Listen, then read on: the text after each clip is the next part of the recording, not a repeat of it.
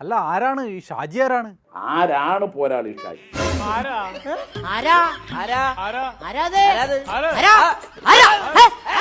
ആരാണ് പോരാളി ഷാജി?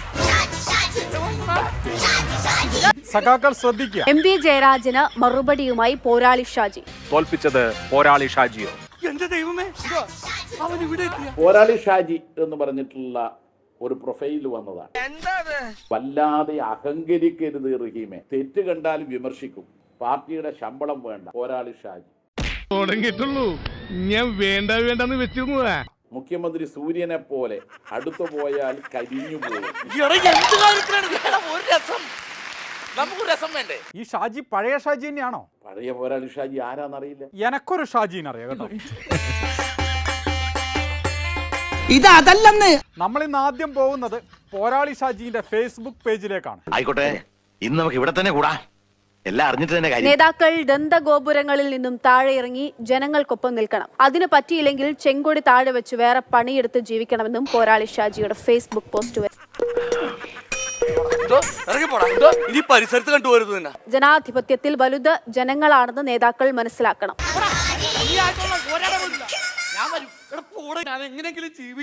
അയ്യോ, കഴിഞ്ഞില്ല, ഇനി കൊറേണ്ട്. ചിരി മണ്ണ് തപ്പും. കെ ശൈലജക്ക് വടകരയിൽ വൻ വിജയം പ്രവചിച്ച ചൈനീസ് എന്താ ഷാജി? ഈ മനസ്സുഖം നിനക്ക് പറഞ്ഞാൽ മനസ്സിലാവൂല. വടകരയിൽ ഷാഫിക്ക് ഇത്രയും വലിയ ഭൂരിപക്ഷം ഉണ്ടാക്കി കൊടുത്തത് ഈ എരണം കെട്ടവനാണ്.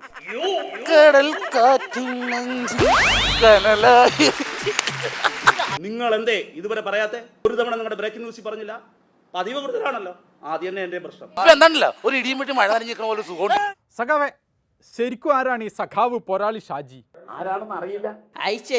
ഇടതുപക്ഷമേത് വലതുപക്ഷമേതെന്ന് അറിയാത്ത തെമ്മാടിപ്പട. വാരിക്കുഴി കുഴിച്ചത് വ്യാജ പോരാളികളാണ്, ചാപ്പേടി സംഘം. പാർട്ടിക്ക് മീതെ വളർന്ന ഷാജിയുടെ വെല്ലുവിളി അങ്ങാടിയിൽ തോറ്റതിന് അമ്മയുടെ നെഞ്ചത്തേക്കോ.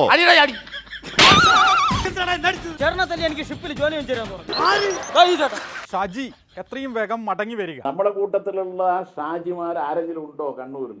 അറിയില്ല.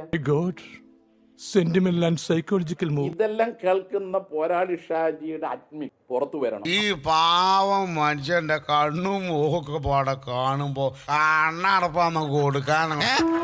ഇടതുപക്ഷ ആശയം നാട്ടിൽ പ്രചരിപ്പിക്കണമെന്ന് ആഗ്രഹിക്കുന്ന അഡ്മിനാണെങ്കിൽ പുറത്തു വരണം. ഈ ഒരു കാര്യം മനസ്സിലാക്കണം, അന്നെ വളർത്തി വലുതാക്കിയിട്ട് ഈ ഒരു പോക്കങ്ങോട്ട് പോവുക.